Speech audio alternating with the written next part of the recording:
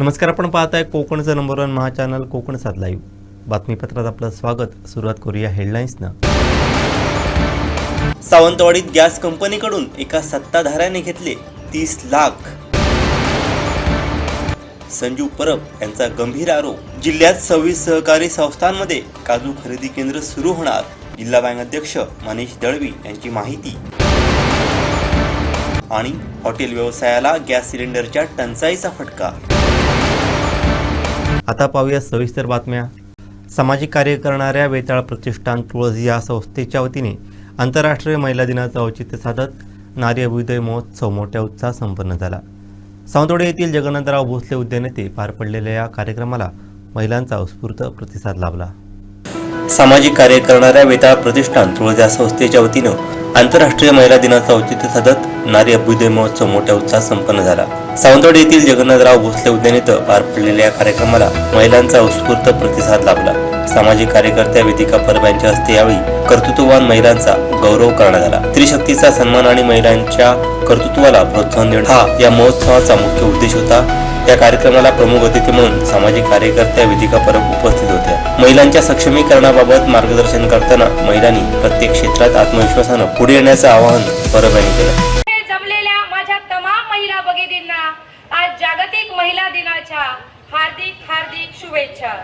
छत्रपती शिवाजी महाराजांना घडवणाऱ्या राजमाता जिजाऊ मैं मेरी झांसी नहीं दूंगी असे इंग्रजांना ठणकावून सांगून संघर्ष करणाऱ्या राणी लक्ष्मीबाई, स्त्रियांना शिक्षणाची दारे खुली करून देणाऱ्या सावित्रीबाई फुले अशा सर्व सन्माननीय स्त्रियांच्या कार्याला मी वंदन करते. खरं तर आजच्या काळात महिलांनी प्रत्येक क्षेत्रात प्रगती केली आहे आणि आपली गुणवत्ता सिद्ध केली आहे. मग ते शिक्षण असो, तंत्रज्ञान, विज्ञान, कला, क्रीडा आणि राजकारण आणि व्यवसाय अशा प्रत्येक क्षेत्रात आज त्यांनी आपली गुणवत्ता सिद्ध केली आहे. मात्र खंत एकच आहे, आजही काही ठिकाणी महिलांमध्ये भेदभाव, अन्याय आणि असमानतेला सामोरे जावे लागते. त्यामुळे महिलांना शिक्षण, समान हक्क आणि सुरक्षितता देणे हे संपूर्ण समाजाचे कर्तव्य आहे. खरं तर महिला दिनाची खरी सुरुवात स्त्रियांच्या सामूहिक प्रयत्नांनी अमेरिकेत 1908 साली झाली. 8 मार्च 1908 मध्ये अमेरिकेतील न्यूयॉर्क मध्ये कपड्याच्या कारखान्यात कार्यरत असलेल्या काही महिलांनी काम जास्ती पण मजुरी कमी या कारणास्तव एक लढा पुकारला आणि स्त्रियांनी संघटित होऊन स्वतःचा अधिकार मागण्यासाठी तो पहिला संघर्ष म्हणून आज ओळखला जातो. स्त्रियांचा मान सन्मान राखणे आणि स्त्रियांना मान सन्मान देणे ही आपली सर्वांची जबाबदारी आहे. महिला सशक्तीकरण म्हणजेच स्वतंत्रपणे निर्णय घेण्याची संधी देणे. जेव्हा महिला सक्षम होतात तेव्हा संपूर्ण समाज प्रगती करतो. त्यामुळे बेटी बचाव, बेटी पढाव, महिला आरक्षण आणि महिला सक्षमीकरण यासारख्या योजनांना पाठबळ देणे अशा उपक्रमांना मी मनस्वी आभार मानते की आज माझ्या या सर्व महिला भगिनींना आमंत्रित करून आज त्यांचा गुणगौरव केला आणि आज काही मनोरंजनात्मक कार्यक्रम आज त्यांच्यासाठी राबवले.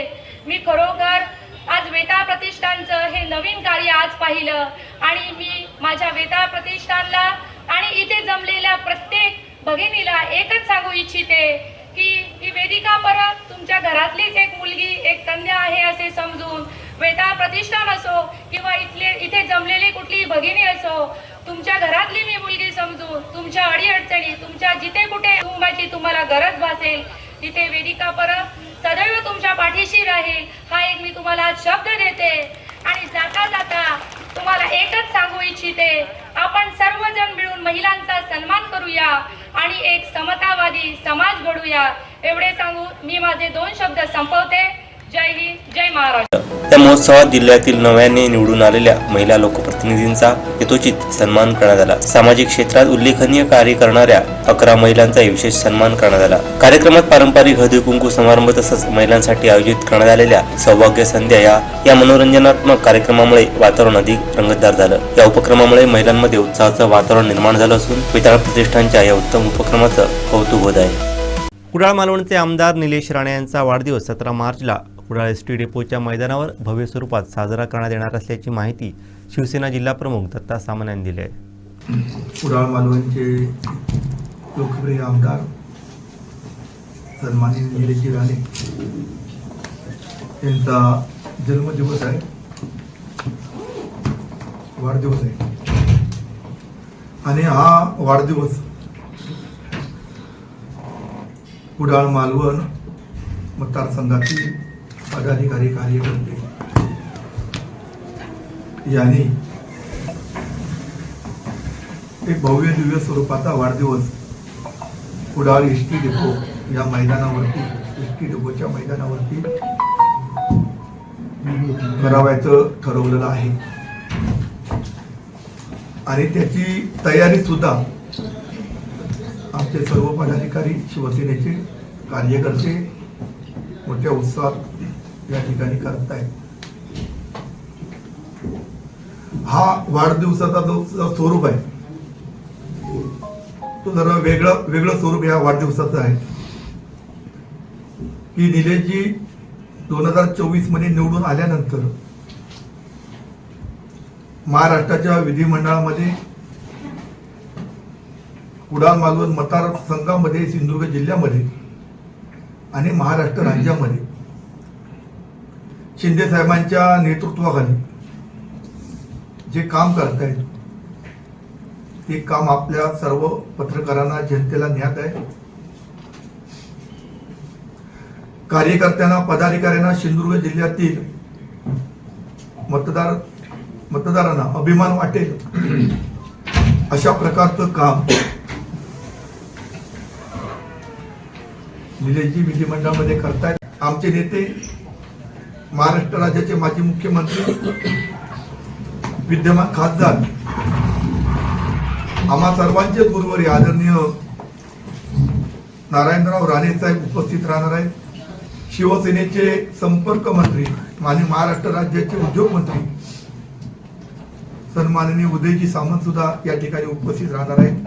या जिल्ह्याचे पालकमंत्री सन्माननीय नितेशजी राणे हे सुद्धा या वाढदिवसाला उपस्थित राहणार आहेत. त्यांच्या समवेत दीपकभाई केसरकर आहेत, माजी मंत्री, आमदार भैया सामंत आहेत, आमदार, महायुतीचे पदाधिकारी सन्माननीय जिल्हाध्यक्ष प्रमोदजी जठार असतील, अथवा जिल्हाध्यक्ष प्रभाकर सावंत असतील, प्रमोदजी जठार असतील, अतुल काळशेकर असतील, ही महायुतीचे सर्वच कार्यकर्ते, पदाधिकारी सुद्धा या कार्यक्रमाला उपस्थित राहणार आहेत. आणि तशी मी सन्माननीय जिल्हाध्यक्ष भाजपचे प्रभाकर सावंत यांच्याशी मी माझं बोलणं सुद्धा झालेलं आहे आणि राणे साहेबांच्या पावलावर पाऊल ठेवून निलेशजी जे काम करतायत ते सन्माननीय राणे साहेबांना सुद्धा अभिप्रेत असलेलं काम करतायत. त्यांचे दुसरे सुद्धा चिरंजीव पालकमंत्री नितेशजी राणे हे सुद्धा सन्माननीय राणे साहेबांना अभिप्रेत असलेलं, ही दोन्ही भाऊ काम करतायत. आणि म्हणूनच हा जो 17 तारीखचा जो वाढदिवसाचा कार्यक्रम आहे, या कार्यक्रमाला कुठलंही सांस्कृतिक म्हणा या कुठलाही नाट्यप्रयोग म्हणा किंवा ऑर्केस्ट्रा म्हणा अशा प्रकारचा कुठलाही कार्यक्रम आम्ही ठेवलेला नाही. नाहीतर एखादा वाढदिवस असल्यानंतर एखादा कार्यक्रम येतो आणि कार्यक्रम आल्यानंतर ते कार्यक्रम पाहण्यासाठी गर्दी असते, परंतु हा वाढदिवस आगळा वेगळा आहे. आणि नंतर काही आमचे विरोधक असतात, ते म्हणतात कार्यक्रम ठेवल्याने म्हणून ही गर्दी झाली.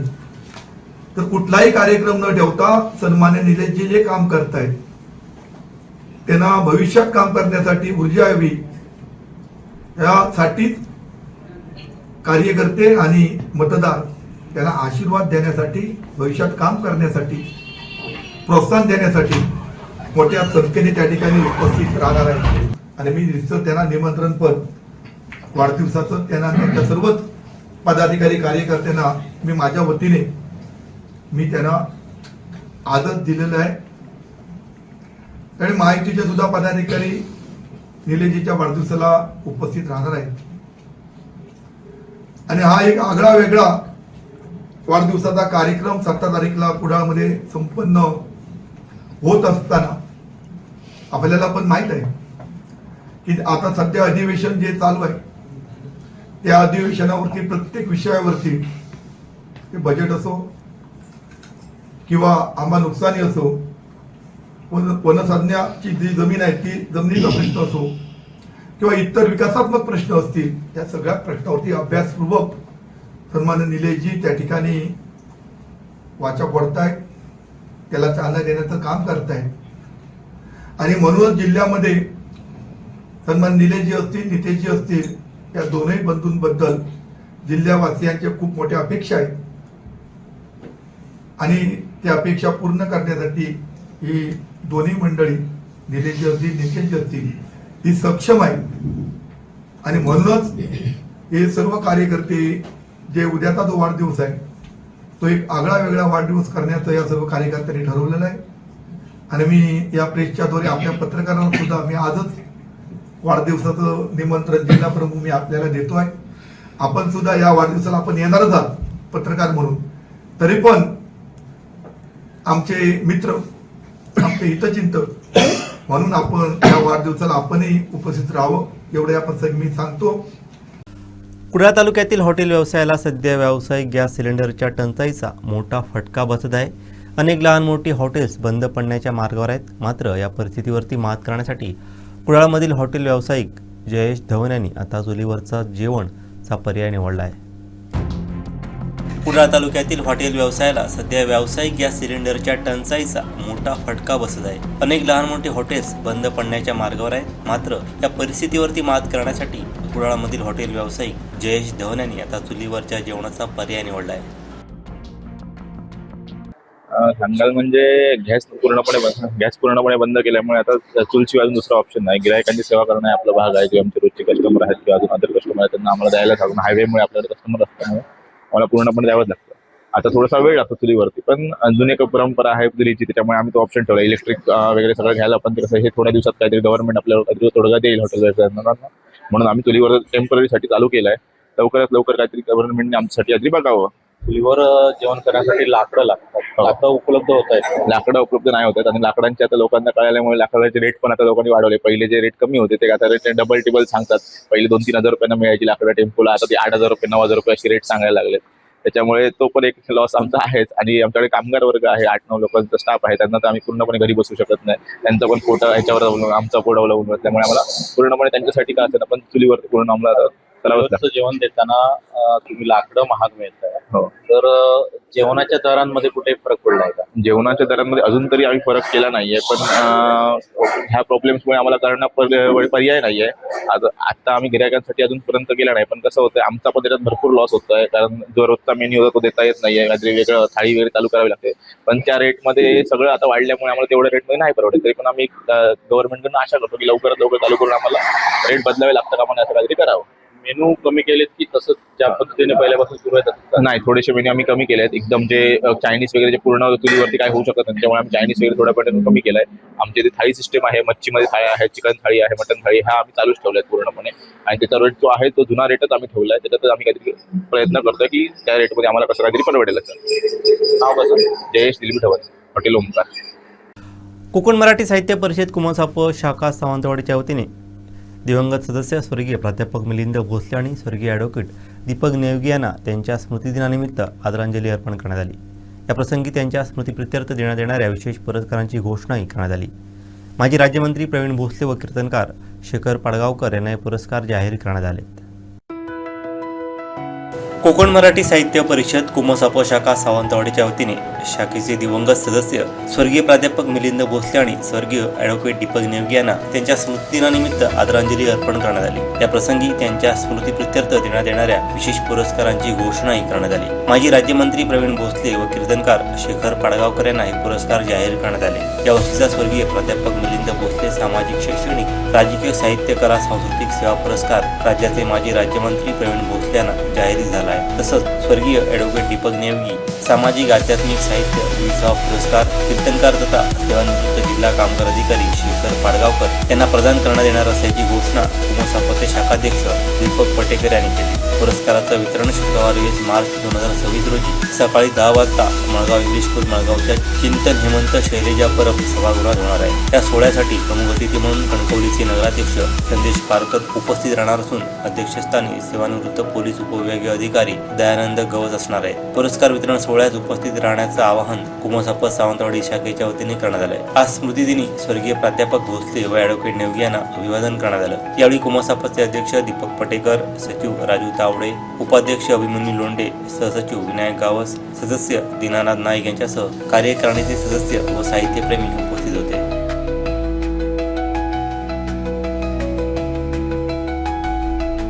सावंतवाडी शहरामध्ये MNGL गॅस कंपनीचं काम अनेक दिवस सुरू आहे. या कंपनीनं नगर परिषदच्या अटी शर्तींचं पालन न करता गॅस पुरवठा करण्याचा घाट घातला आहे. उद्या गॅस गळती झाली आणि दुर्घटना घडली तर जबाबदार कोण असा सवाल प्रशासनाला केला. यावेळी हे काम चुकीचं आहे, गॅस पुरवठा करण्याची परवानगी घेतलेली नाही असं सांगितल्याची माहिती माजी नगराध्यक्ष तथा विरोधी नगरसेवक संजू परब यांनी दिली. तर एका सत्ताधारी व्यक्तीनं कंपनीकडून तब्बल 30 लाख रुपये घेतल्याचा गंभीर आरोपही त्यांनी केला आहे. पाहूयात. सावंतवाडी शहरामध्ये MNGL म्हणजे महाराष्ट्र नॅचरल गॅस लिमिटेड या कंपनीचं काम गेले अनेक महिने चालू आहे. काम चालू आहे इथपर्यंत ठीक होतं, पण या कंपनीने नगरपालिकेची परवानगी न घेता किंवा अटी शर्तींचे पालन न करता सावंतवाडीतील नागरिकांच्या घरी गॅस पुरवठा दिलेला आहे. उद्या जर गॅस गळती झाली आणि दुर्घटना झाली तर त्याला जबाबदार कोण असा मी प्रश्न आज फोन करून नगरपालिकेचे जे अधिकारी आहेत त्यांच्याशी माझं बोलणं झालं, तर त्यांनी मला असं उत्तर दिलं की कोणत्याही प्रकारची परवानगी या कंपनीने आमच्याकडनं घेतलेली नाही आहे आणि हे चुकीचं काम आहे. मग मी त्यांना विचारलं, मग तुम्ही काय करताय? जर हे चुकीचं काम म्हणता तर तुम्ही काय करता? तर त्याच्यावर ते निरुत्तर झाले. आज मी सर्व पत्रकार माझ्या भावांना घेऊन नगरपालिकेत जाणार होतो, पण आज सुट्टी असल्यामुळे मी जाऊ शकलो नाही आणि त्यांना एक विनंती केली की हे काम तुम्ही लगेच थांबवा.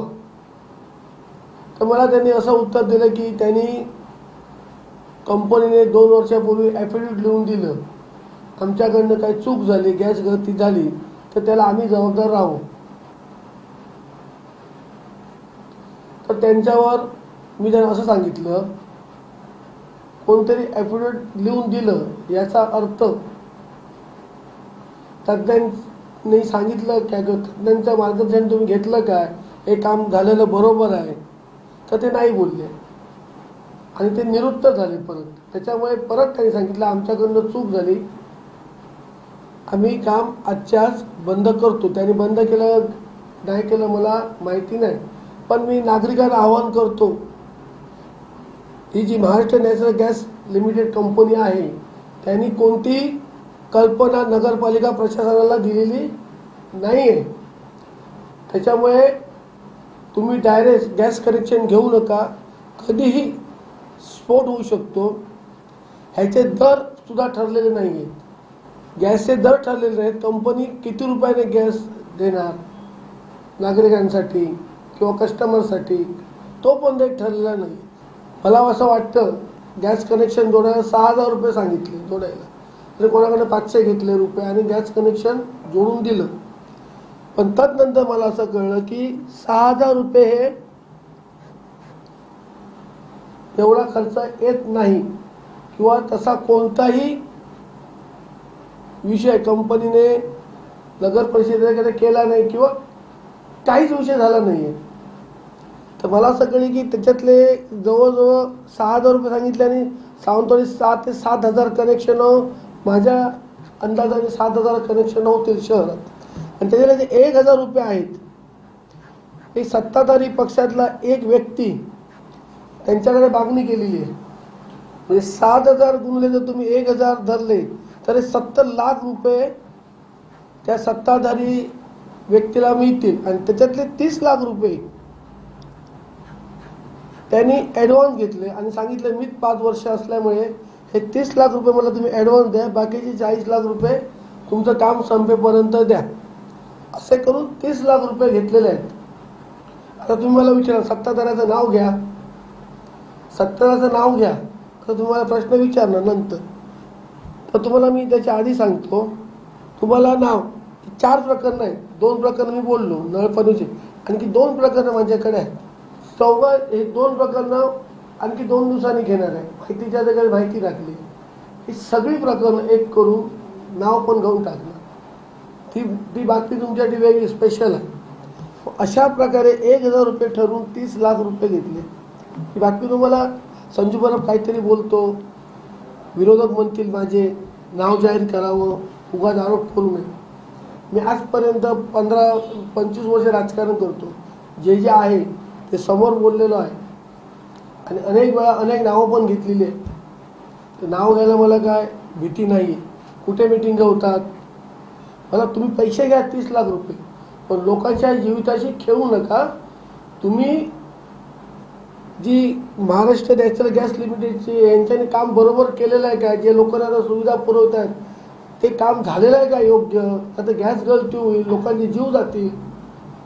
त्यामुळे प्रशासनाने सुद्धा जे विकासाचे गप्पा करणारे प्रशासन आहे,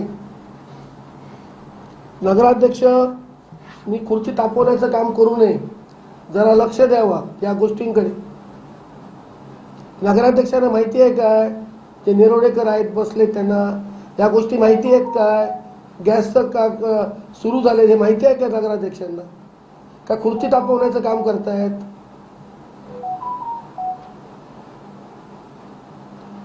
दोन दिवसात या गॅस लोकांचे जे कनेक्शन्स आहेत, जो गॅस पुरवठा तो बंद नाही झाला आणि जर भविष्यात गॅस गळती जाऊन काय प्रॉब्लेम झाला तर त्याला नगराध्यक्ष आणि प्रशासन हे दोन्ही जबाबदार राहतील.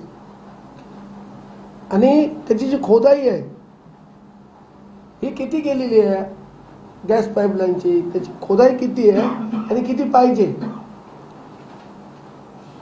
आता मी जर बघितलं माझ्या वॉर्डमध्ये काम करताना काल मी ते काम बंद केलं की डायरेक्ट मशीन आतनं हे करतात. त्याचं एस्टिमेट काय झालेलं आहे, 7 कोटी रुपये कंपनीने भरलेले आहेत.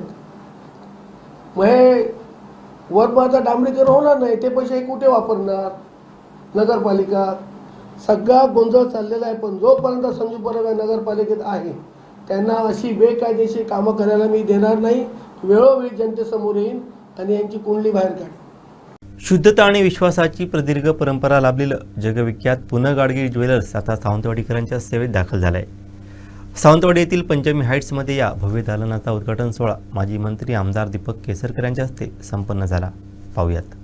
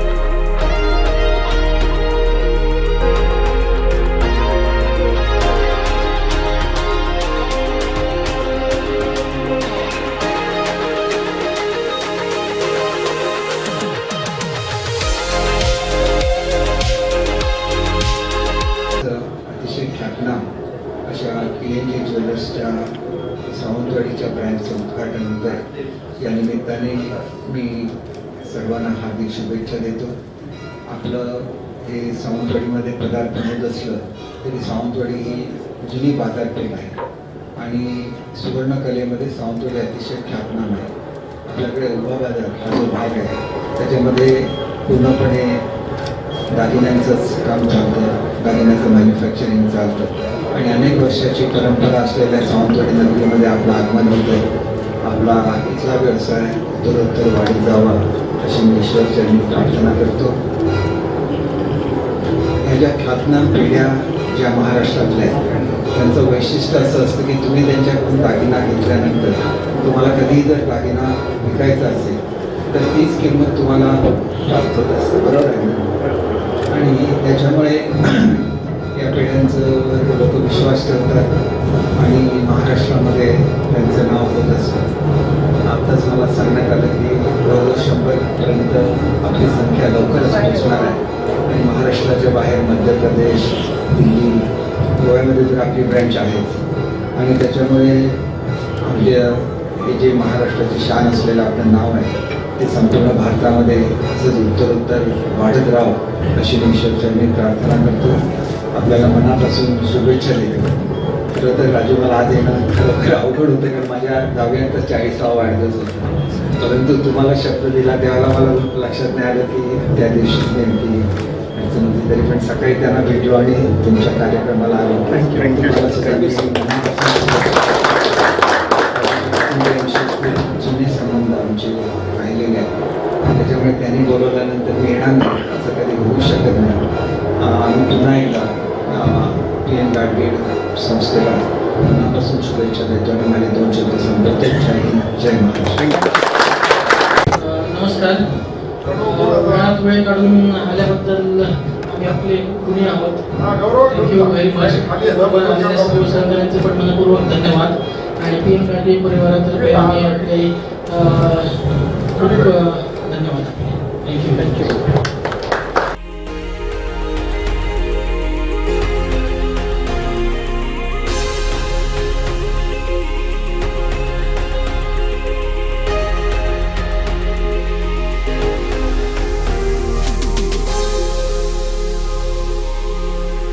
जिल्ह्यात LPG गॅस साठ्याबाबत काही अडचणी निर्माण झाल्या असल्या तरी प्रशासनाच्या माध्यमातून त्यावर लवकरात लवकर तोडगा काढण्याचं काम सुरू आहे. संबंधित LPG गॅस कंपन्यांशी प्रशासन सातत्याने संपर्कात असून साठा सुरळीत करण्यासाठी प्रयत्न सुरू आहेत. लवकरच गॅसचा पुरवठा नियमित होईल असा विश्वासही पालकमंत्री नितेश राणे यांनी व्यक्त केला आहे. नमस्कार. सिंधुदुर्ग जिल्ह्याच्या सर्वच बंधू भगिनींना मी जिल्ह्याचा पालकमंत्री म्हणून आवाहन करणार आहे की जिल्ह्यात तात्पुरत्या LPG साठ्यासंदर्भात काही अडचणी निर्माण झाल्या असल्या तरी ह्याच्यावर प्रशासनाच्या माध्यमातून लवकरात लवकर तोडगा काढण्याचं काम सुरू आहे. संबंधित कंपन्यांशी आम्ही सगळेजण संपर्कात आहोत आणि लवकरात लवकर हा साठा सुरळीत होणारच आहे. तोपर्यंत कुठल्याही सोशल मीडियावरचे पोस्ट असतील, कुठल्या अफवांवर आपण कृपया लक्ष देऊ नये. या पूर्ण परिस्थितीवर आम्ही सगळेजण बारकाईने लक्ष ठेवून आहोत. राज्य आणि केंद्र सरकार या पूर्ण परिस्थितीवर मात करण्यासाठी सर्वतरी प्रयत्न करत आहेत आणि लवकरच सगळं काही सुरळीत होणार आहे. आपण नागरिक म्हणून कुठल्याही गोष्टीची चिंता करू नये आणि अनावश्यक साठेबाजी करू नये एवढीच मनापासून विनंती. सिंधुदुर्ग जिल्ह्यातील काजू उत्पादक शेतकऱ्यांना त्यांच्या मालाला योग्य बाजारभाव मिळावा यासाठी सहकाराच्या माध्यमातून मोठा निर्णय घेण्यात आला असून जिल्ह्यातील सुमारे 26 सहकारी संस्थांमध्ये काजू खरेदी केंद्र सुरू करण्याचा निर्णय घेण्यात आला आहे, अशी माहिती जिल्हा बँकेचे अध्यक्ष मनीष दळवी यांनी दिली आहे. सिंधुदुर्ग जिल्ह्यातील उत्पादित काजू माल खरेदी करण्यासाठी आज जिल्ह्यातील जवळपास 46पेक्षा जास्त विविध कार्यकारी सहकारी संस्थांचे चेअरमन, त्यांचे सचिव आणि सहकार क्षेत्रामध्ये काम करणारे माझे सगळे सहकारी या ठिकाणी उपस्थित आहेत. त्याचबरोबर या जिल्ह्यातील काजू कारखानदारसुद्धा आणि त्यांचे प्रतिनिधीसुद्धा या ठिकाणी उपस्थित आहे. खरं तर या जिल्ह्यातील काजू जो उत्पादित होतो आहे तो उत्पादित काजू योग्य पद्धतीने योग्य बाजारभावाने खरेदी झाला पाहिजे आणि वेळच्या वेळी शेतकऱ्याला त्याचं योग्य मोबदला मिळाला पाहिजे. या दृष्टिकोनातनं सहकाराच्या माध्यमातून एक चांगल्या प्रकारची या ठिकाणी चैन उभी राहावी या दृष्टिकोनातनं खरं तर हा उचललेलं एक पहिलं पाऊल आहे. आणि आज या सगळ्याच सहकारी संस्थांच्या चेअरमन त्यांच्या पदाधिकारी यांच्याबरोबर चर्चा केल्यानंतर जवळपास 26-27पेक्षा जास्त विकास सहकारी संस्थांनी या कार्यपद्धतीसाठी आपलं सहमती दर्शवलेली आहे. आणि म्हणून या सगळ्याच्या माध्यमातून विकास सहकारी संस्थांच्या ठिकाणी उत्पादित काजू मालाची खरेदी करावी, या जिल्ह्यातल्याच काजू प्रक्रियाधारकांना हा माल उत्पादित माल खरेदी करण्यासाठी प्रोत्साहित करावं. आणि म्हणून या दृष्टिकोनातून आज एक प्राथमिक चर्चा झाली आणि ही सकारात्मक चर्चा झालेली आहे. या संदर्भात 16 तारीखला या जिल्ह्यातील सगळ्याच काजू प्रक्रियाधारकांबरोबर एक चर्चा होईल आणि त्याच्यानंतर त्याची ताबडतोबीने अंमलबजावणी करून या जिल्ह्यातील विकास सहकारी संस्थांच्या माध्यमातून त्या ठिकाणी केंद्र तयार करून आपल्याला उत्पादित काजू माल शेतकऱ्यांचा त्या गावामध्ये खरेदी करण्यासाठीचा प्रयत्न या ठिकाणी चालू केला जाईल.